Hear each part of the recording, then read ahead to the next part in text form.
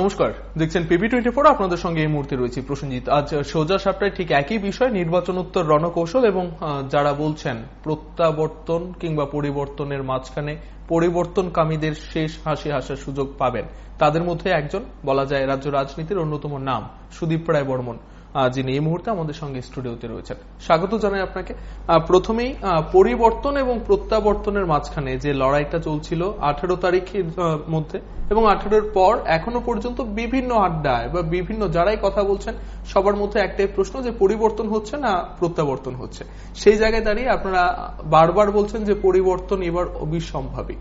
জানতে চাইব এই অবিসম্ভাবী বলার মতো যে বিশ্বাস, সেটা কি করে আপনারা রপ্ত করলেন বা কেন বলছেন, কিসের ব্যাখ্যা দিয়ে বলবেন যে আপনারা পরিবর্তন করতে পারছেন বা হচ্ছে? দেখুন, গণতন্ত্রের শেষ কথা জনগণ বলে। জনগণের ভাবাবেগ, তাদের শারীরিক ভাষা, তাদের উৎসাহ উদ্দীপনা এবার একটা অন্য মাত্রায় ছিল। এই প্রথমবার জনগণের সম্পূর্ণ ভরসা আস্থা ভারতীয় জনতা পার্টি কুড়োতে পেরেছে এই মর্মে যে গোপন কোনো ডিল হবে না দিল্লিতে। এই লড়াই সত্যিকারের লড়াই এবং এই লড়াইয়ে মানুষের যে কনফিডেন্সটা, এই কনফিডেন্স লেভেলটা বাড়িয়ে দিতে পেরেছে ভারতীয় জনতা পার্টি। তার সঙ্গে রয়েছে আমাদের প্রধানমন্ত্রী নরেন্দ্র মোদী সাহেবের জনপ্রিয়তা, তার বিকাশমুখী যে চিন্তা ভাবনা এবং সর্বোপরি অমিত শাহজির সাংগঠনিক দক্ষতা। এই তিনটে ক্লাব করে মানুষ এবার উৎসাহ উদ্দীপনার সাথে ভোট দিয়েছে এবং এই ভোটে ব্যতিক্রম এক দুই জায়গায় হতে পারে, বিক্ষিপ্ত কোথাও কোথাও, এই ভোট পার্সেন্টেজে জল মেশাতে পারেনি সিপিএম দল। দেখুন, আপনাকে একটা প্রশ্ন করি, তোমার জনসাধারণের উদ্দেশ্যে বলি। এটা নিঃসন্দেহে বলা যায় 2013 সালের নির্বাচন থেকেও এবারকার নির্বাচনে জনসাধারণের উৎসাহ উদ্দীপনা বেশি ছিল, এর মধ্যে কোনো সন্দেহ নেই। অন্তত রাত জেগে দাঁড়িয়ে ভোটের লাইনে দেওয়া, সকালবেলা একদম 4-5টা থেকে লাইনে দাঁড়ানো, এগুলো খুব ইঙ্গিত বহন করে। এবং এত উৎসাহ উদ্দীপনার পরেও সর্বশেষ যে ভোট পার্সেন্টেজ বেরিয়ে এসছে 89.96,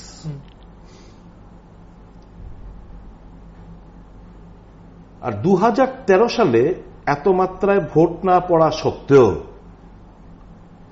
সেটা 93.57। এই যে 89.96 আদার দেন পোস্টাল ব্যালট, আর 2013 সালে 93.57 উইথাউট পোস্টাল ব্যালট। তাহলে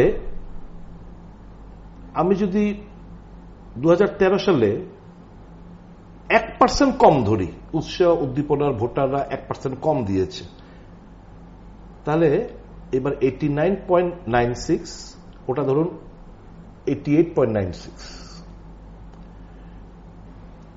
আমি ধরুন অরিজিনাল ভোট হয়েছিল ইন দ্য ইয়ার 2013-এ 88.96, 1% কম হয়েছে ধরুন, কারণ এবার উৎসাহ উদ্দীপনা বেশি মাত্রায় ছিল। তাহলে 88.96 আমি রাউন্ড ফিগার করি, 88.96, 89 ধরুন, 90, 91, 92, 93.57, মানে 4.5% ভোট 2013 সালে বেশি মাত্রায় পড়েছে, মানে জল মিশানো। আমরা কি মানে জল মেশানো হয়েছে সেটা বলতে পারি? কারণ দীর্ঘ লাইনের পেছনে অন্যতম ছিল না, এবার দীর্ঘ লাইনের অন্যতম একটা কারণ ছিল ইভিএম নষ্ট।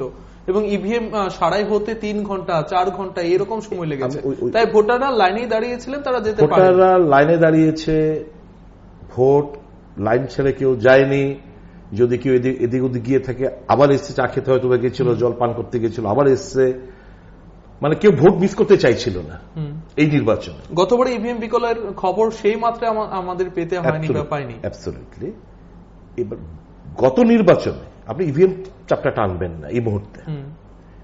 গত নির্বাচনে ভোটার টার্ন আউট এই উৎসাহ উদ্দীপনা ছিল না, তারপরে 93.57 ভোট পার্সেন্টেজ।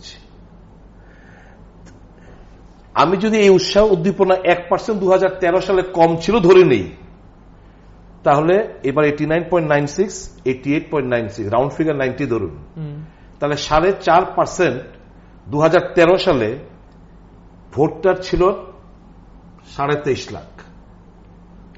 এবার 23.5 লাখের 4.5% ধরুন, প্রায় 23 সালে প্রায় 1 লাখ, প্রায় 1 লক্ষ লোক ভোটার এরা ফলস ভোট দিতে সক্ষম হয়েছিল সিপিএম দল। এটাকে ইভেনলি ডিস্ট্রিবিউট করুন, 7টা বিধানসভা কেন্দ্রে এটাকে ইভেনলি ডিস্ট্রিবিউট করুন।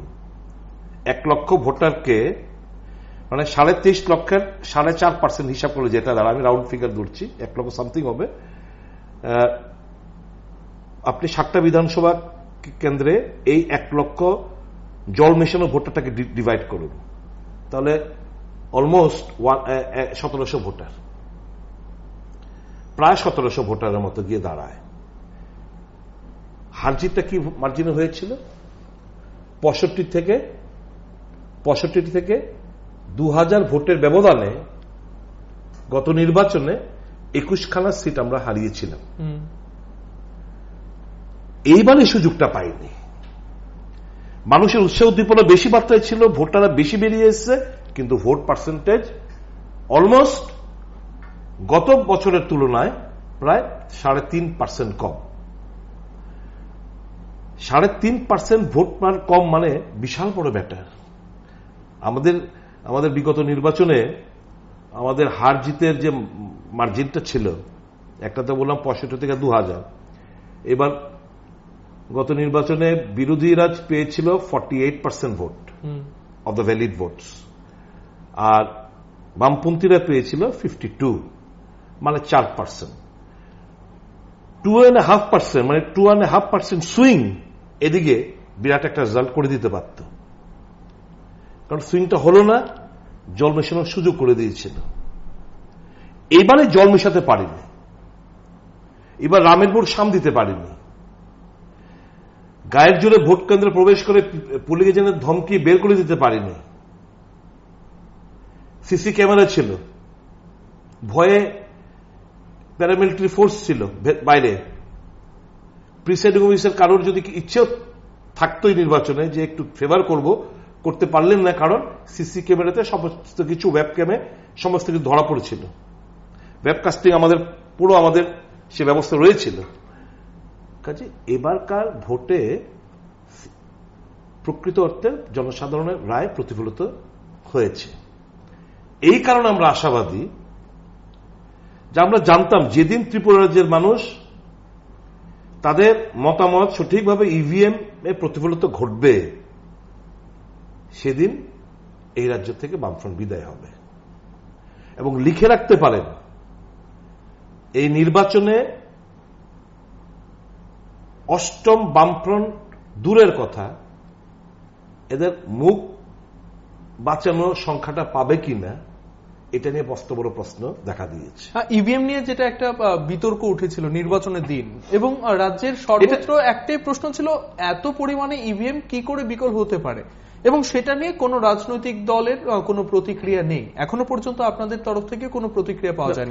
সেটা কি কোথাও কিছু না, প্রতিক্রিয়া আমরা এই মর্মে দিচ্ছি না। সারা রাজ্যে ইন এন্ড অ্যারাউন্ড 3% ইভিএম বিকল হয়েছে। গুজরাট যে নির্বাচন হলো প্রথমবারের মতো ভিভিপ্যাট ইউজ করে, কারণ এবার আমাদের এখানে ভিভিপ্যাট ইউজ হচ্ছে। গুজরাটে আমরা দেখলাম আপনি নেট সার্ফিং করে দেখতে পারেন, গুজরাটে প্রায় 4% মতো ইভিএম ভিভিপ্যাট বিকল হয়েছিল। সেই তুলনায় আমাদের রাজ্যে তুলনামূলক কম। এটা হতেই পারে যেহেতু এই ভিভিপ্যাটের সাথে এবার একটা লিঙ্ক আপ হয়েছে।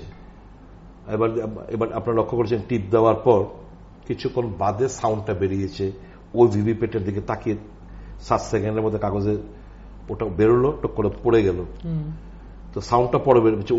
ওখানে ওটা করার পর ওটা সাউন্ড হয়েছে। আগে কি হতো, টিপ দিয়েছি 1 সেকেন্ড সাউন্ড বেরিয়ে আসতো, এবার টিপ দেওয়ার পর অলমোস্ট 2-3 সেকেন্ড বাদে ওটা রিফ্লেকশন আসার পর ভিভিপ্যাটের সাউন্ডটা বেরোচ্ছে। এই নিয়ে কিছু টেকনিক্যালিটি কোনো প্রবলেম থাকতেই পারে। এখন এই সিপিএম এই অভিযোগ করার উদ্দেশ্য হচ্ছে আগামী দিন অষ্টম তো হবে না, বুঝে গেছে এরা।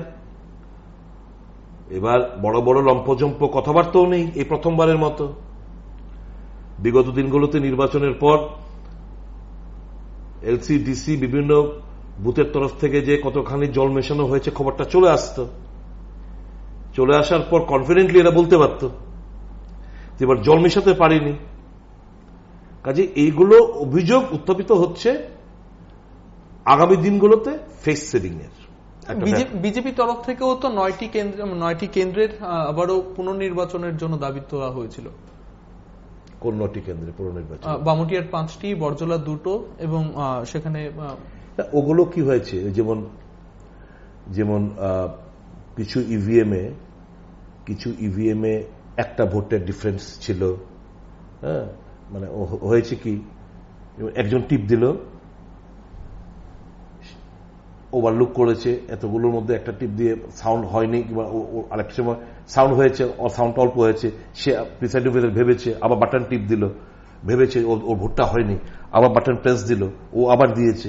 এই কোথাও একটা বেশি একটা কমেছে পরপর কিছু সংখ্যক ভোট কেন্দ্রে।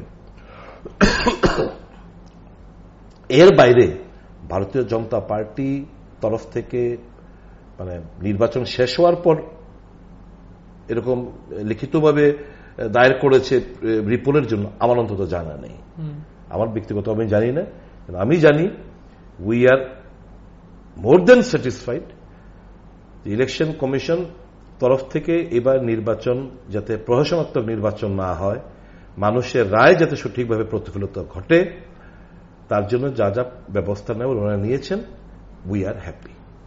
এবার যাদের ভোটে আপনাদের কথা অনুসারে বা আপনাদের বিশ্বাস অনুসারে যদি ধরে নেওয়া যায় যে ক্ষমতায় বিজেপি সরকার গঠন করছে বা ক্ষমতায় আসছে বিজেপি, সেই জায়গায় যাদের ভোটে আপনারা আসবেন বা আসবেন বলে ভাবছেন, তাদের জন্য একটা ভিশন ডকুমেন্টস আপনারা প্রকাশ করেছিলেন এবং সেটাকে সিপিএম বলেছিলেন যে স্বপ্নে দেখা রাজকন্যা। এবং সেই জায়গায় দাঁড়িয়ে আপনারা কারা প্রকাশ করেছেন সেখানে আপনারা নিজেদের নাম বা দলের নাম পর্যন্ত প্রকাশ করেননি। নির্বাচনের পর যখন ক্ষমতায় আসবেন, যখন সেই প্রতিশ্রুতি পূরণের জন্য চাপ দেওয়া হবে, তখন কি বলার কোনো সুযোগ থাকবে যে এটা তো আমাদের দলের নাম ছিল না, সেটা নির্বাচনের আগে আমাদের একটা জুমলা ছিল? সেটা কি কোথাও সুযোগ থাকবে? দলের এই রিলিজটা কোথায় হয়েছে? ভিশন ডকুমেন্টটা রিলিজ হয়েছে কি? হ্যাঁ, অর্থমন্ত্রী যেটা প্রকাশ করলেন, উন্মোচন করলেন। কোথায় করেছেন? কারা ছিলেন? অর্থমন্ত্রী কোন দলের? এটা মানিক সরকারের কর্তৃক একটা নতুন একটা শব্দ শিখেছে, জুমলা। নিজে যেহেতু এই জিনিসগুলো করে বেড়ান, সবটাকে ভাবছেন এই জুমলা নাকি শব্দগুলো। প্র্যাকটিক্যালি তা নয়। We are committed to the people. আমরা মানুষের মানুষ সোসাইটির সমাজের বিভিন্ন অংশের মানুষ বিভিন্ন সমস্যা ভুগছে, সেগুলোকে আমরা খুঁজে বের করেছি। যেরকম ধরুন, স্বাস্থ্যের উপর আমরা জোর দিতে চাইছি, শিক্ষার উপর আমরা জোর দিতে চাইছি, শিল্পের উপর জোর দিতে চাইছি, ট্যুরিজমের উপর আমরা জোর দিতে চাইছি, পরিবেশ রক্ষার আমরা জোর দিতে চাইছি। এইগুলোকে কি আপনি অলিক স্বপ্ন ভাববেন? আমরা যদি বলি এই রাজ্যের টাকা বহিরাজ্যে না যাওয়ার বন্দোবস্ত করব, এই রাজ্যে প্রচুর টাকা, এই যে ডেইলি প্রতিদিন 25 থেকে 30 জন সরকারিভাবে রেফার নিয়ে বেসরকারিভাবে এরা চলে যাচ্ছে বহিরাজ্যে, আমার রাজ্যের টাকা চলে যাচ্ছে বাইরে, আমরা এই টাকাগুলো যেতে দেব না। আমরা প্রয়োজনে নিউরো সার্জন আমরা আনবো, এই ট্রমা সেন্টার যে নিউরো সার্জন নিয়ে নিউরো সার্জন আনবো, কিংবা আমাদের এখানে কিডনি সমস্যা মানুষ ভুগছে, আমরা প্রয়োজনে ভালো বেতন ক্রমে আমরা বাইরের থেকে বহিরাজ্য থেকে আমরা nephrology department, cardiac heart operation হয় যাতে হয়, কার্ডিয়াক সার্জন, নেফ্রোলজিস্ট, তারপর আপনার নিউরো সার্জন, এগুলো আমরা এখানে আনবো। মানুষকে যেতে হবে না বাইরে। তো এগুলো কি আমরা জুমলা? আমরা যদি বলি কোয়ালিটি এডুকেশনে আমরা উপর জোর দেবো, এগুলো কি আমরা জুমলা? আমরা যদি বলি ট্যুরিজমের উপর আমরা জোর দেবো, আমরা বাংলাদেশ থেকে আরো অধিক মাত্রায় ট্যুরিজম, মানে মানুষ যাতে এখানে আসে সেই ফেসিলিটি আমরা পৌঁছে দেব, মানুষ যাতে আমাদের ট্যুরিস্ট স্পটগুলো উপভোগ করতে পারে, এতে করে আমাদের রাজ্যে রেভিনিউ আর্নিংস হবে, কর্মসংস্থানের দুয়ার খুলবে। এগুলো কি জুমলা? এগুলো ওনার কাছে জুমলা হতে পারে, মানিক বাবু তার সরকার তার দলের কাছে জুমলা হতে পারে। আমরা বুঝে গেছি এই সরকার নিজে দেখেন না, তাদের নর্মেটিভ কোনো ভিশন নেই, তারা মানুষকে স্বপ্ন দেখাতেও চান না, নিজেরাও দেখেন না। স্বপ্ন বড় কিছু ভাবতে হবে। তাদের ওই মানুষকে আবদ্ধ করে রেখেছে বিপিএল কার্ডের মধ্যে, মানুষকে আবদ্ধ করে রেখেছে 2 টাকা দরের চালের মধ্যে, মানুষকে আবদ্ধ করেছে 700 টাকা ভাতার মধ্যে। মানুষ যাতে এর বেশি কিছু চাহিদা না করে, আমরা তো সেই জায়গা থেকে বের করে আনতে চাইছি মানুষকে, যে থিঙ্ক বিগ। শাসক দলের যে প্রচার ছিল তার মধ্যে একটা অন্যতম প্রচার যে সারা দেশের বিজেপি শাসিত কোন রাজ্যে 2000 টাকার ভাতা নেই, তারা কি করে রাজ্যে ভাতা দেবে? 2000 টাকার ভাতার একটা ভিশন ডকুমেন্ট। আমি একটা বলি, 5 দিন দিল্লি, আপনি দিল্লিতে আপনি মানে তার জন্যই বলছি, মানে এদের তো জ্ঞানের অভাব, জানার অভাব। আর যদি জেনেও থাকেন, আমার মনে হচ্ছে মানুষকে বিভ্রান্ত করা, অপপ্রচার করাটা হচ্ছে এদের মূল একটা থিওরি। আর আম আদমি পার্টির সরকারও তো 2500-3000 টাকা দিচ্ছে। বিজেপি শাসিত রাজ্যগুলোতে ন্যূনতম ভাতা 2000, আরো বেশি হচ্ছে কোথাও কোথাও। তো এই জিনিসগুলো তো আসল জায়গাটায় এদের মাথা ব্যথার কারণ হচ্ছে যে মানুষের ফিনান্সিয়াল স্টেবিলিটি হয়ে যাবে। মণিপুরে ভাতা কত এখন? আমরা দেখলাম কি জানেন তো, আপনাদের এখানে কিংবা অনেক খবরের কাগজ আমরা দেখেছি, বিভিন্ন খবরের কাগজগুলোতে বামপন্থীদের কথা, যে মণিপুরে 7th পে কমিশন দেয়নি, কাজে ত্রিপুরা পাবে কিনা বন্ধুরা ভেবে দেখবেন। আপনার মুখে দেখছি মণিপুরে এই মুহূর্তে ভাতা কত, আমি অন্তত এই মুহূর্তে আমার জানা নেই, আমি নিশ্চয়ই আপনি জেনে আমি আপনাকে জানাবো। তো এইটুকু বলতে পারি, it is not 700, has to be 2000 minimum. Has to be 2000। কাজে এই জিনিসগুলো মানুষ আমাদের উপর বিশ্বাস রেখেছে, মানুষ আমাদের উপর কনফিডেন্স রেখেছে বলেই আজকে সিপিএম এর আজকে এরা বড় বড় কথা বলছে না কেন গতবারের মতো, কিংবা এবার নির্বাচনে বিজেপির অন্যতম একটি স্লোগান বা আশ্বাস, প্রতিশ্রুতি যাই বলা হোক না কেন, 7th পে কমিশন ছিল। এবং আপনারা বলছেন প্রথম ক্যাবিনেটের মধ্যেই আপনারা ঘোষণা করবেন 7th পে কমিশন। এবার প্রশ্ন অনেকগুলো সেই 7th পে কমিশন নিয়ে। প্রথম প্রশ্ন হচ্ছে, আপনারা তো কেন্দ্রের সরকারে রয়েছেন, তাহলে কেন রাজ্যের সরকারের সঙ্গে কথা বলে রাজ্যের কর্মচারীদের 7th পে কমিশন দেওয়ার ব্যবস্থা করলেন না? তার জন্য কেন ক্ষমতায় নিজেদের আসতে হবে? এক। দ্বিতীয় প্রশ্ন হচ্ছে, সুদীপ রায় বর্মন যেই দলে যখন থাকে তখন এই ধরনের প্রতিশ্রুতি দেওয়া হয় যে বেকার ভাতা 2013-তে এই ধরনের একটা ছিল, তারা জানে ক্ষমতায় আসতে পারবেন না। 3 নম্বর প্রশ্ন আরেকটা রয়েছে যে সুদীপ রায় বর্মন অন্যান্য রাজ্য নেতৃত্বের মতো নয়, কারণ অভিযোগ একটা থাকে যে বিজেপিতে রাজ্য স্তরের নেতা যারা রয়েছেন তারা ততটা রাজনীতি বোঝেন না, কিন্তু সুদীপ রায় বর্মন দক্ষ একজন রাজনৈতিক ব্যক্তিত্ব, তিনি থাকা সত্ত্বেও এই ধরনের উদ্ভট প্রতিশ্রুতি কি করে দেওয়া হচ্ছে? উদ্ভট যাদের মানসিকতা, এদের কাছে সবকিছু উদ্ভট লাগবে। ত্রিপুরা, আপনি জানেন Tripura being a special category state, 90% of the salary allowance is being borne by the central government. আপনাকে আমি মনে করিয়ে দিই, আপনারা হইচই বাঁধিয়েছিলেন মিডিয়া, আপনার তখন আপনার একটা খবরের কাগজেও এই চিঠিটা ছাপানো হয়েছিল। 6th পে কমিশন যখন চালু হলো, যখন এই রাজ্যের 6 পে কমিশনে জোরদার দাবি উঠল, তখন সেন্ট্রাল গভর্নমেন্ট থেকে একটা চিঠি দিয়েছিল তখন ইউপিএ সরকার। জানার চেষ্টা করেছিল অর্থ দপ্তর থেকে যে ত্রিপুরা রাজ্যের সরকারি শিক্ষক, কর্মচারী, পেনশনারদের জন্য যদি 6 পে কমিশন যদি বাস্তবায়িত করতে হয়, কি পরিমাণ টাকা চাই তোমরা দয়া করে জানাও। জানালেন তো নাই, চিঠিটা চেপে গেলেন। Try to understand. একটা জিনিস আপনারা জেনে রাখুন, লেফট ফ্রন্ট গভর্নমেন্ট কিংবা এই দল, তাদের একটা রাজনৈতিক হাতিয়ার হচ্ছে ডিপ্রাইভেশন। এরা সহজে মানুষকে কিছু দিতে চাইবে না, কারণ deprivation is the best political weapon এরা মনে করে। তুমি মানুষকে বঞ্চিত করে রেখে দাও, এরা আমাদের কাছে আসবে। আমি সবকিছু দিয়ে দিলে রাজনৈতিক স্বার্থ চরিতার্থ করবো কাদের নিয়ে। তো এই থিওরিতে যারা বিশ্বাসী এরা কিছুই করবে না। আমরা we are committed to the people. এরা বলে থিওরি কর্মচারীদের কাছে টাকা গেলে মদের দোকানে লাইন বাড়বে। এটা হলো কথা? কর্মচারীদের কাছে টাকা গেলে মদের দোকানে লাইন বাড়বে, এটা এদের ব্যাখ্যা। Just think of the perversion in the mentality. আমরা মনে করি এই টাকা আমার রাজ্যের মানুষের কাছে আসুক। এই টাকা, আপনি যে সরকারি কর্মচারী, আপনি টাকাটাকে নিয়ে বসে থাকবেন না, কিন্তু আপনি টাকাটা খরচা করবেন। ঠিক, সেটা নিয়ে সন্দেহ নেই, মার্কেটে রোটেট হবে টাকাটা, যেই আমার রাজ্যের ইকোনমিটা গ্রো হবে। ঠিক, এটা নিয়ে সন্দেহ নেই। কিন্তু যে আমরার কথা আপনি বললেন, সে আমরা তো এখন দিল্লিতে কেন্দ্রে শাসন করছে সারা দেশ। তাহলে রাজ্যের কর্মচারীদের জন্য তারা এতদিন কিছু করলেন না, শুধুমাত্র রাজ্যের ক্ষমতায় আসতে হবে করতে গেলে? না না না না না, এটা কি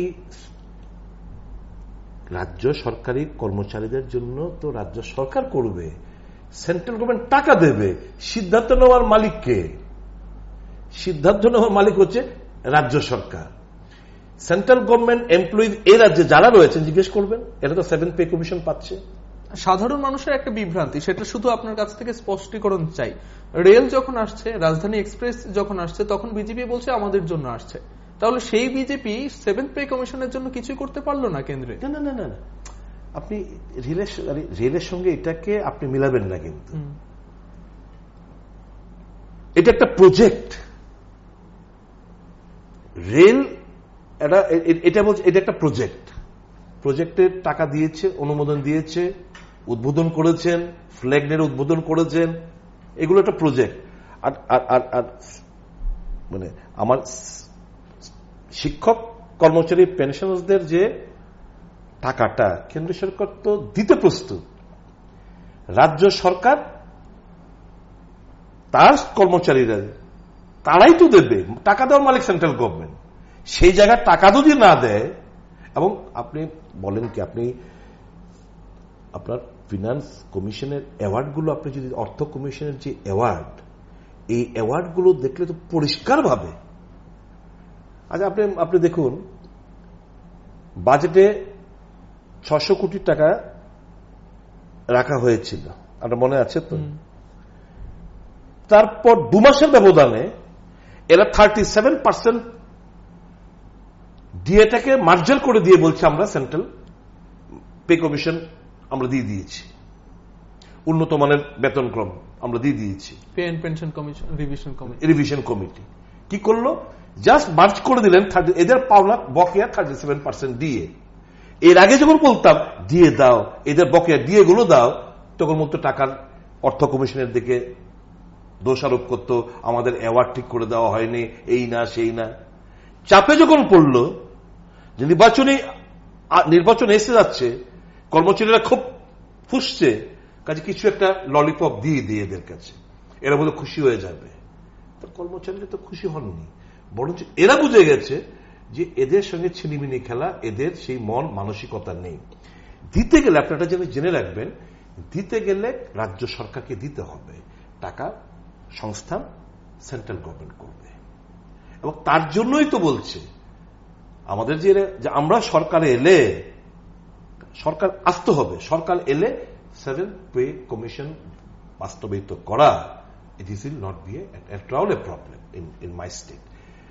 এটা শুধু সরকারি কর্মচারী, পেনশনার, শিক্ষকরা লাভবান হবেন না, আম জনসাধারণ লাভবান হবেন। নতুন বাড়ি গাড়ি কিনবে, নতুন সিমেন্ট রড কিনবে, মানুষের বাজারে যাবে, তরি তরকারি কিনবে, ভালো মাছ কিনবে, এইভাবে একজনের কাছ থেকে আর পয়সাটা ঘুরবে। এর ইকোনমিটা কিভাবে গ্রো হয়? Once the money flows to your state, once the money rotate from one pocket to another pocket. কিন্তু আমার রাজ্যের থেকে টাকাগুলো চলে যাচ্ছে, এই ব্যাপারে কোনো এদের মাথা ব্যথা নেই। আমার রাজ্যের থেকে drainage of wealth from my state to other parts of the country, এটা আমাদেরকে স্টপ করতে হবে। এবং 40% of my wealth, that is আমার অর্থ, এই রাজ্য থেকে বহিরাজ্যে চলে যাচ্ছে। মানুষ এই অসুখ বিসুখে আমাদের সেই হেলথ সেক্টর আমরা জোর দেইনি বলে। আমরা যদি দুটো সেক্টর, এডুকেশন সেক্টর আমরা এখানে জোর দেই, হেলথ সেক্টরে জোর দেই, তাহলে হিউম্যান রিসোর্স ডেভেলপমেন্টটা হবে। আমার রাজ্যের অর্থনীতিটা বাড়বে। আমার রাজ্যে মেডিকেল ট্যুরিজম শব্দটা বলেছিলাম আমি, আপনি নিশ্চয় মনে রয়েছে, বিধানসভায় আমরা সাজেশন দিই। আমরা বিরোধী বেঞ্চে বসলেও এতকাল আমরা কিন্তু রাজ্যের মানুষের সাথে আমরা সাজেশন দিয়ে এসেছি যে আপনারা মেডিকেল ট্যুরিজমের উপর জোর দিচ্ছেন না কেন। এটা শব্দ শুধু হাসাহাসি করছিলেন ওনারা।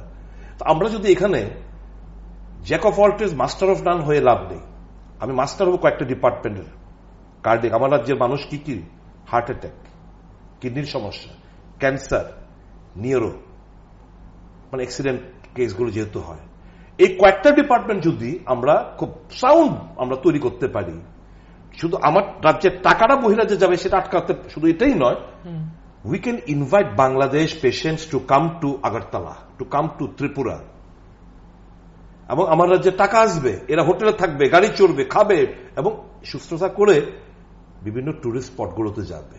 That is known as medical tourism. তো এইভাবেই তো আমার রাজ্যের কর্মসংস্থানের উপর আমরা এই যে কর্মসংস্থান, সকলকে তো আর চাকরি দেওয়া সম্ভবপর নয়, তো এইভাবেই তো কর্মসংস্থানের দুয়ারটা খুলে দিতে হবে। বিজি এসছে, হাই স্পিড ইন্টারনেট কানেক্টিভিটি এসছে, ইনফরমেশন টেকনোলজির উপর জোর নেই, ইনফরমেশন টেকনোলজির উপর জোর নেই। আমার কাজের কাঁচামাল দিয়ে শিল্প গড়ার কোন, মানে এদের কোনো হেলদোল নেই, কোনো উদ্যোগ নেই। তো এই যে আমাদের ভিশনটা, এটাই তো রাজ্যের মানুষের সাথে আমরা বাস্তবায়িত করতে চাইছি। উই ওয়ান্ট, আমরা কি চাই অনেস্টলি, উই ওয়ান্ট যে মানুষ অর্থনৈতিক দিক দিয়ে আরো সচ্ছলতা আসুক। গরিব ঘরে জন্মানোটা অসম্মানের কিছু নয়, কিন্তু গরিব হয়ে পৃথিবী থেকে চলে গেলাম, এটা কিন্তু ভীষণ অসম্মানের। নির্বাচনের আগে প্রত্যেকটা রাজনৈতিক দল যেভাবে প্রতিশ্রুতি দেন, ভোটারদের আশ্বস্ত করেন অন্তত ক্ষমতায় আসার জন্য, ক্ষমতায় আসার পর বলা হয়ে থাকে, অন্যান্য রাজ্যে আমরা দেখতে পেয়েছি যে এর আগে যারা সরকার পরিচালনা করেছেন তারা কোষাগারকে ফাঁকা করে দিয়ে গেছেন, কোষাগারে পয়সা নেই, টাকা নেই, আমরা ইচ্ছে থাকলেও করতে পারছি না। এই বিষয়গুলো তো আপনাদের ক্ষেত্রেও হতে পারে, কারণ বেকার ভাতার ফর্ম এখন কোথায় রয়েছে কেউ জানে না। Very nice point you have raised, I forgot. আপনি একটা ভালো পয়েন্ট তুলেছেন। এরা বিরোধিতা করলো, এটা রাজনৈতিক স্টান্ট, মানে খুব হাসাহাসি আর কি ঠাট্টা। বেকার ভাতার ফর্মগুলো এরা কিছু কিছু সংগ্রহ করছে। আমরা তো আর এমন না দল মানে সিপিএম করলে আমরা দেবো না, এরকম আমাদের মানসিকতা নেই। এরা নিয়ে এগুলো রেখে দিয়েছিল। পরবর্তী সময় এরা কিছু কিছু জায়গা, বিশেষ করে সাউথ ত্রিপুরা, দেখুন এই যে ফর্ম দোকানে পাওয়া যাচ্ছে, ওখানে পাওয়া যাচ্ছে, এসব করেছে। যাই হোক, যেটা মজার ব্যাপার হচ্ছে, আপনি যদি চান আমি লিখিত প্রশ্নগুলো আপনার কাছে দিয়ে যাব এবং আপনি কালকে আপনি অন ক্যামেরাতে এগুলো দেখিয়ে দেবেন, আমি প্রসিডিংস গুলো দেখিয়ে দেব। আমাদের বিধানসভা যখন আলোচনা ক্রমে মুখ্যমন্ত্রী স্বয়ং দাঁড়িয়ে বলেছেন 2013 নির্বাচনের পর যে আমাদের চিন্তা ভাবনার মধ্যে রয়েছে সকলকে একসঙ্গে পারা যাবে না, কিন্তু ধাপে ধাপে কিভাবে একটা বড় অংশের মানুষকে কিভাবে বেকার ভাতা প্রদান করা যায়। উত্তরপ্রদেশ অখিলেশ যাদব সরকারের মতো, তখন অখিলেশ যাদব সরকার ছিলেন, আরো আরেকটি সরকার ছিল রাজস্থানে, এরকম বেশ 2-3টি সরকার এরকম বেকার ভাতা দিচ্ছিলেন। তো এরকম ভাবে কিভাবে করা যায়, নিশ্চয়ই এই প্রক্রিয়া আমরা চালু করব। আমার বিরোধিতা করলেও, নির্বাচনে আগে বিরোধিতা করলেও, পরবর্তী সময়ে বিধানসভায় মুখ্যমন্ত্রী এটাকে সাপোর্ট করেছেন। আপনার কথা ভুলে গেছেন, পাবলিক মেমোরি শর্ট, কিন্তু আপনি যদি চান আমি আপনাকে সেই প্রসিডিং, সে কোয়েশ্চেন আনসার, রতনলাল নাথের একটা কোয়েশ্চেনের উপর উনি উত্তর দিয়েছিলেন এবং এটার মধ্যে আলোচনা হয়েছিল। তো এইগুলো বিরোধিতা, তো বিরোধিতা এগুলো বিভিন্ন রাজ্যে হচ্ছে। যে প্রস্তাবটা গত বিধানসভার আগে ওরা বিরোধিতা করলো, বিধানসভা নির্বাচনের পর এরা সাধুবাদ জানিয়েছে, সমর্থন জানিয়েছে এবং আমার রাজ্যে করবে বলে আমার প্রতিশ্রুতি দিয়েছিলেন মুখ্যমন্ত্রী, যদিও করেননি। 5 বছর হয়ে গেছে, 5 বছর হয়ে গেছে। মানে আপনারাও চাপ দিতে পারেননি সেই অর্থে। আমরা কি করবো? আমরা ওনাকে বলতে পারি, আমরা ওনাকে বারংবার বিধানসভা ভেতরে বাইরে আমরা এই দাবি জানাতে পারি, আমরা তো ওনাকে বাধ্য করতে পারি না, তো করতে হবে, কেন করবে না? আমরা তো বারবার গণতান্ত্রিক পদ্ধতিতে আমরা রাজ্যের মানুষের সাথে, বেকারদের সাথে, রাজ্যের বিভিন্ন সমাজের বিভিন্ন অংশের মানুষের সাথে আমরা কথা বলতে পারি, ওনার গোচর আনতে পারি, তার পক্ষে সওয়াল করতে পারি, কিন্তু সংখ্যাগরিষ্ঠতা এদের এতকাল ছিল, এরা করবে না।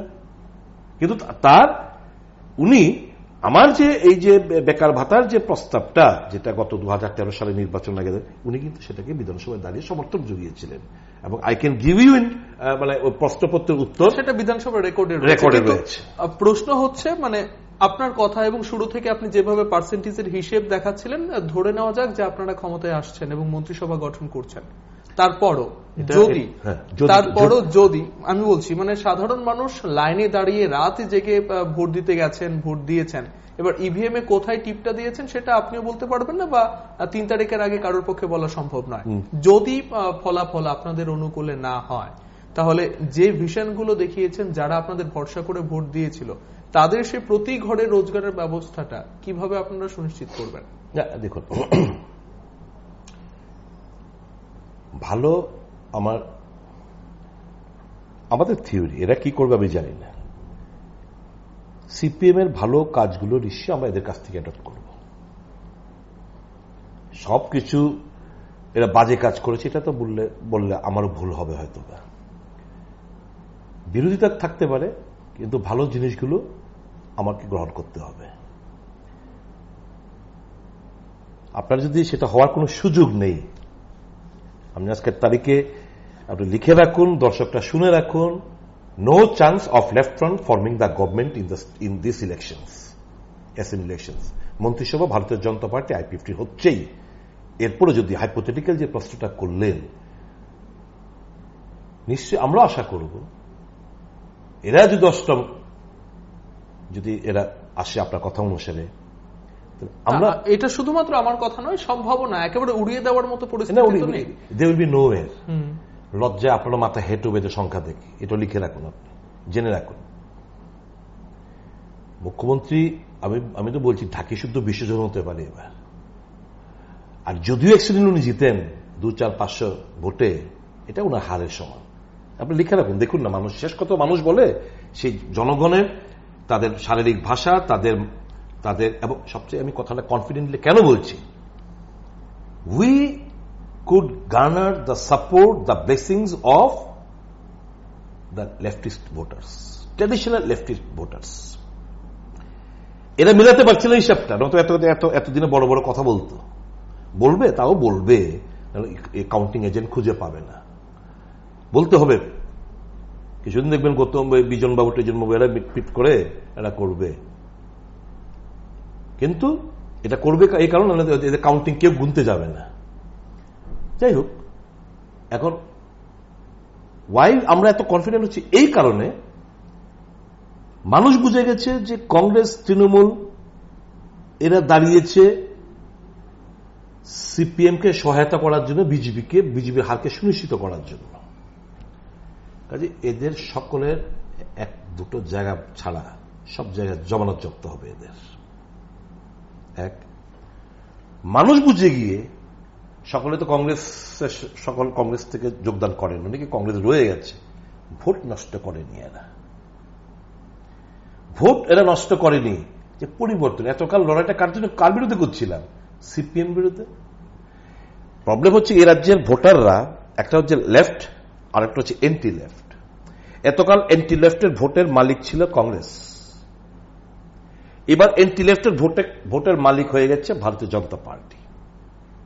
ঠিক আছে, কাজে এন্টি লেফট ভোটাররা আরো যে যারা সিপিএম এর সহায়তায় প্রার্থী টার্থী দিয়েছে কিংবা সিপিএম কে সুযোগ করে দেওয়ার জন্য মানুষ বুঝে গেছে তাদের ইন্টেনশন, এরা এবার বিজেপি কি ভোট দেবে। আর এর সঙ্গে যোগ হচ্ছে লেফটিস্ট ট্রেডিশনাল ভোটার ভেঙে চুরমার, এরা তো এমন জায়গায় হয়ে গেছে এখন, এরা নিচু তলের টেকেন ফর গ্রান্টেড হয়ে নিয়ে নিয়েছিল যে এরকম পরিবার, এরা তো আমাদের ভোট দিতে হবে, weather we deprive, weather we insult them, আমি এদেরকে অসম্মান করি, এদের যা খুশি তা করি, এরা ভোট দিতে বাধ্য। তার জন্যই তো ওই যে একটা জুজুয়া, একটা ভয়, দেখো কিছু তো পাও না, মনে জ্বালা, কিন্তু কংগ্রেস আইলে কিন্তু এই হইব সেই হইব, এই যে কথাবার্তাগুলো এইগুলো বলতে পারে না এখন, কারণ it's a new party, it's a party with difference. BJP is a party with difference. কাজে এই জায়গায় বামপন্থী বন্ধুরা, ভোটাররা দারুণভাবে ব্যাপকভাবে ভোট দিয়েছে ভারতীয় জনতা পার্টির ক্যান্ডিডেটদের, এটা এদের হিসেবে নেই। আর কিছুটা আজ যখন পেয়েছে, ইট ওয়াজ টু লেট, ইট ওয়াজ টু লেট। এই কারণেই এই যে আমি যে এত দৃঢ়তার সাথে কথাগুলো বলছি, এই কারণে যে সিপিএম এর সাপোর্ট বেসটা একদম ভেঙে চুরমার হয়ে গেছে। ঠিক, এখনো যারা মানে বাম বিরোধী ভোটার হিসেবে নিজেদের দাবি করেন, তাদের মধ্যে এখনো কয়েকটি প্রশ্ন থাকে। সেটা হচ্ছে 13তেও নির্বাচনের পর আপনারা এইভাবে দাবি করেছিলেন, এমনকি পোস্ট অফিস চমনিতে আর মাত্র এতদিনে আর মাত্র কাউন্টডাউন করেছিলেন। লড়াইটা আমরা তো জেতার জন্য লড়াইটা করেছিলাম। মানুষের কনফিডেন্স, যেমন ধরুন সোনিয়া গান্ধীর আর প্রধানমন্ত্রী যখন the then prime minister doctor Manmohan Singh যখন এলেন না, মানুষ যা বুঝার বুঝে গেছে যে গোপন একটা সমঝোতা হয়ে গেছে, যে ভোটটা। কিন্তু এত কিছু বোঝার পরও তো আপনারা কাউন্টডাউন করেছেন। নিশ্চয়ই এবার যারা সিপিএম যেটা করবে, তো কাউন্টিং এজেন্ট পেতাম না আমরা, এবার সিপিএম যেটা করতে যাচ্ছে না, এটা বলতে হবে এদেরকে, এবার আমরা আবার আসছি, এতটা সিট নিয়ে আসবো, which will not be reflect, which will not be a reality। আমাদের বলতে হচ্ছে, আমাদের বলতে হয়েছে, কিন্তু এবার চিত্রটা ভিন্ন। এবার মানুষ, রাজ্যের জনগণ তাদের ভোটাধিকার একদম দারুণভাবে প্রয়োগ করতে পেরেছে, টু দেয়ার স্যাটিসফ্যাকশন। কোথাও জল মেশাতে পারেনি সিপিএম, প্রচেষ্টা থাকলেও, কারণ এরকম ভাবে পেরিফেরি ঘিরে রেখেছিল প্যারামিলিটারি ফোর্স প্রত্যেকটি বুথ কেন্দ্রে, সিসি ক্যামেরা, ওয়েবকাস্টিং থেকে শুরু করে প্রত্যেকটি নজরে ছিল এরা। তো কাজে এই জায়গায় মানুষের যে কনফিডেন্স লেভেলটা, এটা ধরে রাখতে পেরেছে ভারতীয় জনতা পার্টি।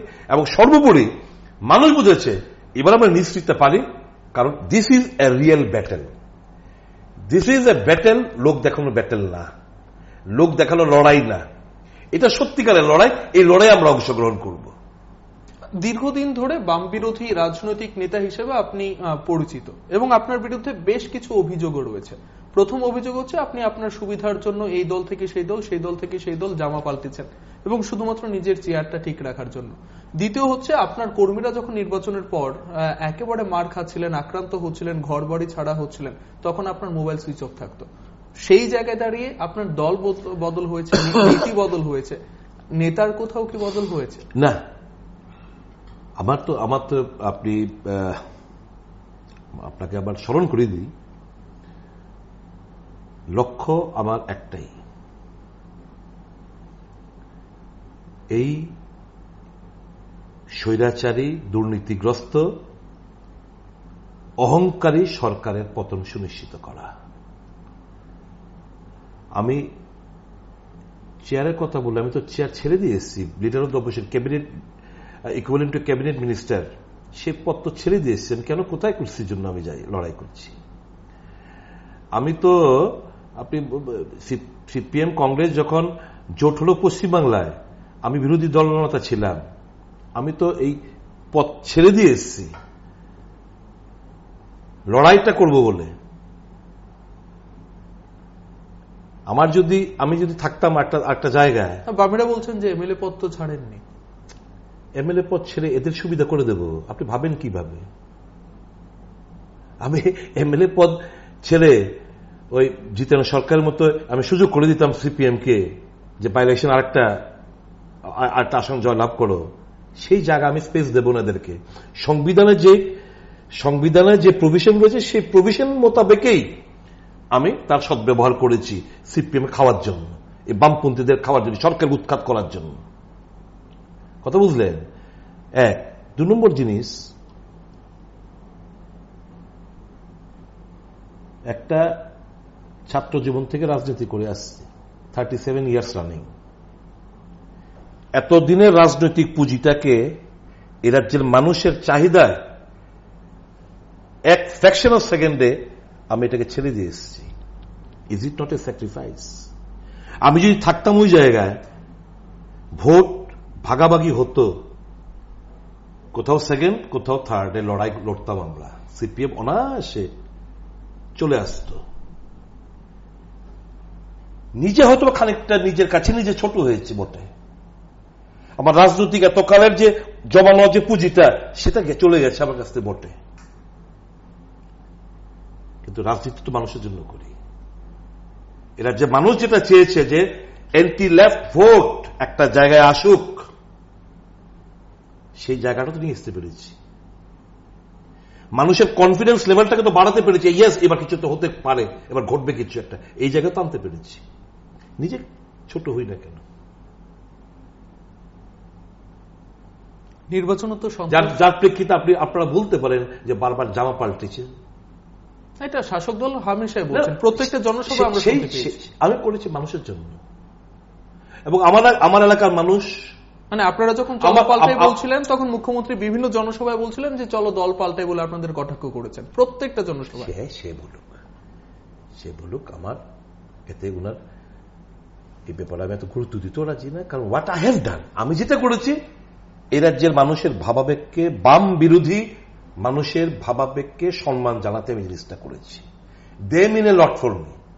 আমার এলাকায় আমি যাদের ভোটে আমি জয়লাভ করে এসেছি, বাম বিরোধী মানসিকতার মানুষদের ভোটে জয়লাভ করেছি, এবং বামপন্থীরা আমাকে ভোট দিয়েছেন যারা সরকারের পরিবর্তনটা চেয়েছিলেন। তো আমি এরকম জায়গায় থেকে ভোট কাটাকাটি করে সিপিএম কে সুযোগ করে দেব, এটা তো মুখ্যমন্ত্রী মনে কষ্ট পেতেই পারেন। উনি তো কষ্ট পাচ্ছেন আমি জানি, আক্রোশের মূল মানে টার্গেটটা আমরা জানি, যারা আমরা এই জিনিসটা উনার যে হবে না, এরা ভোট কাটবে, হ্যাঁ, কাজে বিজেপি লম্পজম্প করলে কিছুই করতে পারবে না। Someone or the other has to take a plunge, কেউ না কেউ তারা ছাপ দেবে।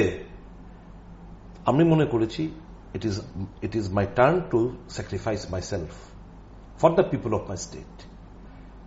আমি এই স্যাক্রিফাইসটা কি, রাজনৈতিক এতকালের একটা পুঁজিটা আমি ডেনে বিসর্জন করে দিয়ে এসেছি নতুন একটা অজানা একটা জায়গায়, মানুষ যাতে, তাও মানুষ, ত্রিপুরার মানুষ যাতে একটা রিলিফ পায়। আমি খুশি হয়েছি এই ভেবে যে ইস্যুগুলোতে নির্বাচনটা লড়াই এবার আমরা করেছি, সে চিটফান্ডই হোক, সে বিশালগড় ব্লক দুর্নীতির থেকে হোক, 10,323 হোক, পেচারথল থেকে শুরু বিভিন্ন ইস্যুগুলো, এই যে ইস্যুগুলো সবগুলো আমার উত্থাপিত ইস্যু, সেই ইস্যুগুলোকে নিয়ে কিন্তু আমি এসেছি। BJP, Bharatiya Janata Party has fully capitalised 10,323 issue. Bharatiya Janata party যে ইস্যুটা আমি ওই দলে থাকাকালীন আমি উত্থাপিত করেছিলাম, আমি খুশি হয়েছি ভারতীয় জনতা পার্টি বিরোধী আখ্যায়িত হয়েছিলেন আপনি। এটা এখন জিতবলে জনগণ জেনে গেছে, এবং 10,323-এর 80% ভোট আমরা পেয়েছি এই নির্বাচনে। শুধু তারাই নয়, বেকার সমাজের ভোট আমরা পেয়েছি, কারণ আমরা জানি যারা টেটের চাকরি পেয়েছেন তারা 100% আমাদের ভোট দিয়েছেন। আমরা চিটফান্ড আন্দোলনটা আমরা খুঁজে আনাট করেছিলাম, কিন্তু সেটা থেকে তো রেহাই এখনো পাননি। পাবে মানুষ পাবে। কি বলেছেন অমিত শাহজি, পাতাল মে হো ছুপা হো, পাতাল সে খোদ কে হাম নিকাল দেंगे इनको। এই ইস্যুটা বিশালগড় আরডি ব্লক থেকে শুরু করে রাজ্যের 58টি আরডি ব্লকে যে ব্যাপক দুর্নীতি, সেই ইস্যু, কর্মচারী ইস্যু, এই ইস্যুগুলো তো বিমল সিনহার ইস্যু থেকে শুরু করে বহু ইস্যু, যে ইস্যুগুলো আমি ওই দলের থেকে উত্থাপিত করেছিলাম, এটা ফুললি ইউটিলাইজ বিজেপি করতে পেরেছে। চিটফান্ড নিয়ে যেহেতু উল্লেখ করলেন আপনি, সেই জায়গায় দাঁড়িয়ে সাধারণ মানুষ একেবারে গুঞ্জন চলছিল তাদের মধ্যে, যে অমিত শাহ সর্বভারতীয় সভাপতি দলের, তিনি যখন চিটফান্ডের বিরুদ্ধে আওয়াজ করছেন, ঠিক তার পাশে বসে রয়েছে হিমন্ত বিশ্ব শর্মা, যার বিরুদ্ধে চিটফান্ডের জন্য সিবিআই তদন্ত চলছে।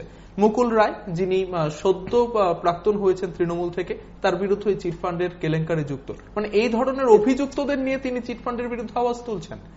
এটা কি বুমেরাং হয়নি? এটা তো অভিযোগ। সেই অভিযোগ তো বিজেপিরা তো অভিযোগ, বিজেপিকে তো সিপিএম পুনরায় টিকিট দিয়েছে। অভিযোগটা যতক্ষণ অব্দি এটাকে মানে মানে মানে এটাকে কি বলে প্রমাণিত না হবে, when it will not be established, as long as he is not found guilty, অভিযোগ থাকতেই পারে। আমাকে যতক্ষণ অব্দি I am not found guilty, I have got every right, যদি কোনোদিন এই যে নামগুলো বললেন এদের যদি গিলটি প্রমাণিত হয়, দল নিশ্চয়ই তাদের ব্যাপারে চিন্তা ভাবনা করবেন। তো এই ব্যাপারে আপনি একবারও তো মানে বলতে গেলে এই তো বোঝা যায় যে বিজিতানাথকে এই অভিযোগে অভিযুক্ত বিজিতানাথ, মুখ্যমন্ত্রী মানিক সরকার সহ তারা তো নির্বাচনে কেন দাঁড়ালেন? তাহলে আপনি এই প্রশ্নটা পাশাপাশি আমার এটা করুন যে আপনি তো কি মুকুল রায়ের হিমন্তবাবুর কথা বলছেন, তা আপনি একবার করুন না। এখনো তো মুখ্যমন্ত্রীর বিরুদ্ধে সিবিআই তদন্ত শুরু হয়। আহা, আপনি কিভাবে জানেন? আমি তো জানি ওনাকে নোটিশ দিয়েছে, ইয়েস শর্ট টাইম। তো এরকম তো নোটিশ মুকুল বাবুকে দিয়েছে, এবং নোটিশ হিমন্তবাবুকে দিয়েছে, এবং নোটিশ গৌতম দাসকে দিয়েছে, এবং নোটিশ বিচিত্রনাথকে দিয়েছে। None of them are found guilty. এদের বিরুদ্ধে অভিযোগ প্রমাণিত হয়নি। যবে অভিযোগ প্রমাণিত হবে, then party will take action against them. ঠিক, আমরা অনেকটা শেষের দিকে চলে এসেছি। নির্বাচনত সন্ত্রাস প্রত্যেক বছর রাজ্যের বিভিন্ন সাধারণ মানুষ, যারা হয়তো কোনোভাবেই কোনো না কোনো রাজনৈতিক দলের সঙ্গে যুক্ত থাকেন না, কিন্তু তাদের উপর আক্রোশ নেমে আসে। সেই জায়গায় দাঁড়িয়ে 13তেও হয়েছে, এবার শুরু হয়ে গেছে। বলা যায় আপনাদের জোট সঙ্গী আইপিএফটি টাকার জলাতে এই ধরনের আক্রমণ শুরু করে দিয়েছে। সেই জায়গায় দাঁড়িয়ে বিজেপি নেতা বা বিজেপি দলের ভূমিকাটা কি? আমি একটা কথা বলি, আমি জানি না আইপিএফটির ম্যাটারটা আইপিএফটি বলবে। এতগুলো সন্ত্রাস যে সিপিএম এই যে ক্ষয়তে করলো, এটা উল্লেখটা করলেন না কেন? আপনারা আমি দেখি কোশ্চেনগুলো যে করেন না। না, আপনি যেহেতু বিজেপি দলের নেতৃত্ব, সিপিএম এর নিশ্চয় করবেন। এটা বিজেপি দল, সিপিএম দল, আইপিএফটি দলের ব্যাপার নয়। নির্বাচনোত্তর সন্ত্রাস এটাকে কোন দল, কোন সরকার, কোন সভ্য মানুষ, ফরগেট অ্যাবাউট পার্টি, এটা হতে দেওয়া উচিত না। এই রাজ্যের বাইরে পশ্চিম বাংলা আর কেরল ছাড়া কোথাও নির্বাচন শেষ, নেক্সট ডে পরের দিন সকালবেলা মানুষ যায় যার কাজ করে। কোথাও এরকম বিশ্রী ঘটনা অন্য কোন প্রদেশে নেই। ব্যতিক্রম কমিউনিস্ট শাসিত রাজ্যগুলো, যেখানে কমিউনিস্টরা রয়েছে, সেই জায়গায়, সেটা পশ্চিমবাংলায় বলুন, কেরালা বলুন, ত্রিপুরা বলুন। তাহলে এই সন্ত্রাসটা আমদানি করলো, নির্বাচনোত্তর সন্ত্রাস আমদানি কাদের দ্বারা হলো? সিপিএম দ্বারা। এর আগেও তো এই রাজ্যে কংগ্রেস একটা 30 বছর রাজত্ব করেছে। কখনো শুনেছেন কংগ্রেস জামানায় সচিন সিং, সুকুমার সেনগুপ্ত, এদের জামানায়, কিংবা ওই যে শর্ট পিরিয়ড রাধিকা বাবু, প্রফুল্ল দাসরা ছিলেন, এদের জামানায় এরকম সন্ত্রাস হয়েছে? সিপিএম জবের থেকে এরা যে ক্ষমতা দখল করলো, এরপর থেকে এই জিনিসগুলো আমদানি হয়েছে, এই ফ্যাশন, এই ট্রেডিশন আমদানি হয়েছে রাজ্যে। আমি অনুরোধ করব সকল রাজনৈতিক দলের কাছে, we are the son of the soil. আমার প্রতিবেশী, আপনি প্রতিবেশী, সিপিএম হতে পারেন, ও কেন জিনিসগুলো হবে? এটা আমরা মুখে বলি গণতান্ত্রিক পদ্ধতিতে অংশগ্রহণ করুন, মজা খুব ইয়ে করুন, উৎসব বাজারে ভোট দিচ্ছে, আর আমি হেরে গেলে কিংবা জয়লাভ করলে আমার আনন্দ ফুর্তি হবে মানুষকে মেরে, অগ্নিসংযোগ করে, পার্টি অফিস ভাঙচুর করে, হ্যাঁ, মহিলাদের বলাৎকার করে, ধর্ষণ করে, কেউ হাত কেটে নেবে, খুন করবে, এসব করে। এটাই কি উৎসব? এটাই কি সেলিব্রেশন নমুনা? আমরা কত দিতে পারি? আমরা কত দিতে পারি? ভারতীয় জনতা পার্টি এবার সরকার গঠন করবে, এরকম কোথাও হামলা হুজ্জুতি হবার আমরা হতে দেব না। যদি কেউ কিছু করে, police administration will come down very heavily on them. এটা বরদাস্ত আমরা কোনোভাবে আমরা করব না। আমাদের তরফ থেকে এটা আমরা দৃঢ় সঙ্গে বলতে পারি। দিস ফ্যাশন, এই যে একটা চলে আসছে সিপিএম জামানা, এটাকে বন্ধ করতে হবে, শুরুয়াতটা করতে হবে আমাদের তরফ থেকে। ঠিক সুদীপবাবু, একেবারে শেষ দিকে যেহেতু আমরা 3 তারিখ 2 তারিখ এমনিতে ক্যালেন্ডার অনুসারে বা পঞ্জিকা অনুসারে হোলি, কিন্তু রাজ্যে মনে করা হচ্ছে 3 তারিখ হলে হবে। সে হোলির রং লাল না গেরুয়া সেটা দুপুরের পর বোঝা যাবে। কিন্তু প্রত্যেকটা ট্রাভেল এজেন্সি থেকে খবর নিয়ে জানতে পারলাম যে কোথাও 3 তারিখে কোনো বিমানের টিকিট পাওয়া যাচ্ছে না, প্রত্যেকেই বহিরাজ্যে যাওয়ার, এবং ধারণা করা হচ্ছে নির্বাচনোত্তর সন্ত্রাস ফলাফল প্রকাশের পর যাদের উপর আক্রমণ নেমে আসতে পারে সেই কারণে তারা রাজ্যান্তরী হচ্ছে। সেই জায়গাটাতে আপনি কিভাবে, কারণ গত বছরের অভিজ্ঞতায় বলছে যে কংগ্রেসের অনেক নেতৃত্বরা নাকি মোবাইল সুইচ অফ করে রেখেছিলেন, কর্মীরা মার খেয়েছিলেন। এইবার গেরুয়া বা লাল আবিরের রঙের মাঝখানে যেন রক্ত স্নান না করতে হয়, সেই জায়গাটা কিভাবে আপনি নিশ্চয়তা দেবেন বা আপনার দল কিভাবে ভেবেছে?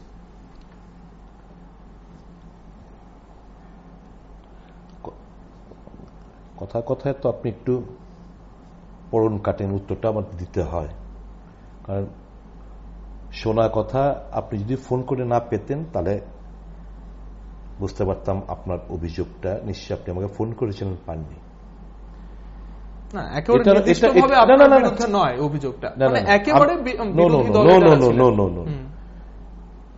ইলেকশনের পরের দিন যখন সন্ত্রাস শুরু হলো, আমাদের প্রদেশের তরফ থেকে আমি টিম করে দিয়েছিলাম, রতনলাল নাথ, আশিস সাহা থেকে শুরু করে এরকম আমাদের প্রদেশের একটা বিশাল বড় টিম প্রত্যেকটি জায়গায় 2-4টে টিম করে দিয়েছিলাম, প্রত্যেকটি জায়গায় ঘুরেছে। কাজে মানুষের পাশে আমরা ছিলাম না। এতকাল সিপিএম এর বিরুদ্ধে লড়াইটা করলো কে? আমি তো আর প্যারাট্রুপিং করে লিডার হঠাৎ করে লিডার হইনি। আমি তো হঠাৎ করে লিডার নই। আমি তো একদম ছাত্র জীবন থেকে মার খেতে খেতে খেতে খেতে কেস খামারে খেতে খেতে এই জায়গায় এসে পৌঁছেছি। I am not a leader all of a sudden. ঠিক আছে, I am duty bound towards the public of আমাদের দলের কর্মী সমর্থকদের, যে কোনো পাবলিক, ইভেন দ্য সিপিএম। আমার কাছে এই জিনিসগুলো নেই। এই সিপিএম বলে একে হেড করো, একে ইয়ে করো না, এগুলো আমি পছন্দ করি না।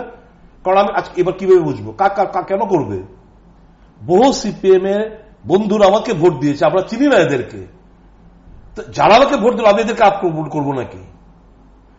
তো সিপিএম যারা আক্রমণ করছে, সিপিএম যে গতবার ক্ষমতায় এসছে, জল মিশিয়ে এসছে, উৎফুল্ল হওয়ার কি আছে?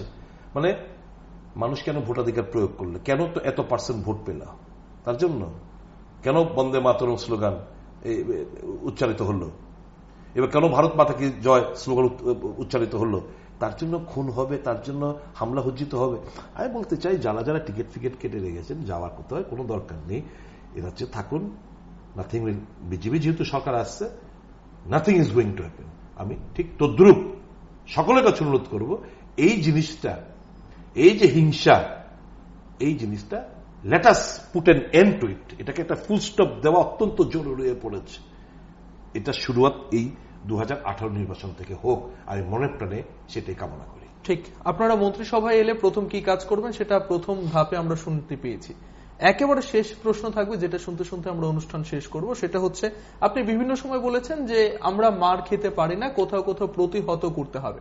সে প্রতিহত করতে গিয়ে যদি আরো একটা প্রতি আক্রমণ ঘটে, সেটা যেন না হয়, বা সেই বিষয়টা নিয়ে আপনি কিভাবে অন্তত আগামীকাল থেকে শুরু করলেও আরো কয়েকটা দিন বাকি রয়েছে। আমি অনুরোধ করব সকল রাজনৈতিক দলের নেতৃত্ব, সকল পার্টির, আমাদের পার্টি অন্যান্য পার্টির কর্মীদের কাছে আমি এপিল রাখতে পারি যে নির্বাচন শেষ হয়েছে, ভোট গণনা হবে, হার জিত হয়েছে, এটা একটা খেলা। আজকে চিরস্থায়ী বন্দোবস্ত নয়, ক্ষমতায় টিকে থাকাটা চিরস্থায়ী ব্যবস্থা নয়। আজকে কেউ হারবে, কালকে কেউ জিতবে, এটাই তো সিস্টেম, এটাই সিস্টেমের মধ্যে চলে।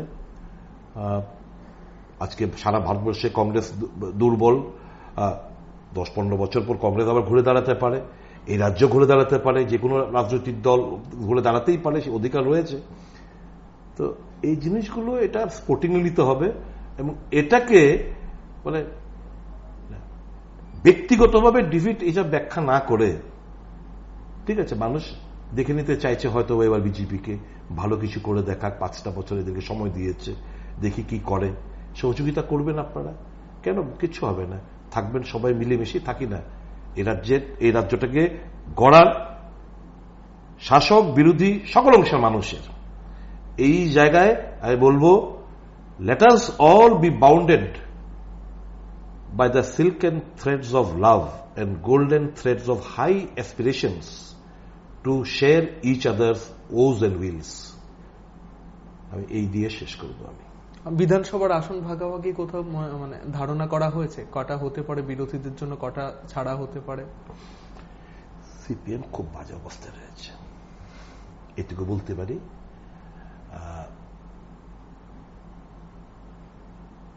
ভারতীয় জনতা পার্টি আইপিএফটি কমফোর্টেবলি এবার আমরা মন্ত্রিসভা করতে যাচ্ছি, এর মধ্যে কোনো সন্দেহ ইফস এন্ড বাটস রাখবেন না।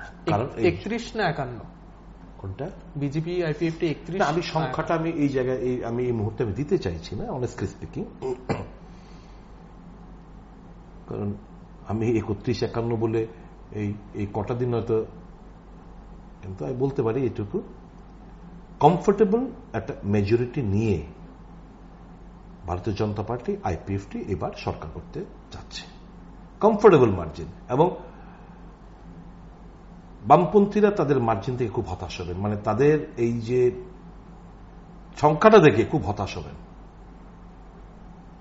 অসংখ্য ধন্যবাদ আপনাকে। Thank you. অসংখ্য ধন্যবাদ আপনাদের যারা এতক্ষণ শুনছিলেন সুদীপ রায় বর্মনের বক্তব্য, এবং তারা বিজেপি ক্ষমতায় আসছে বলে এখনো 100% নিশ্চিত, এবং বলছেন যে 18 মন্ত্রিসভা তারাই গঠন করবেন, এবং কি কি করবেন মন্ত্রিসভা গঠন করার পর আরো একবার বললেন, তিনি মনে করে দিলেন যারা তাদেরকে ভোট দিলেন বা রাজ্যের মানুষকে।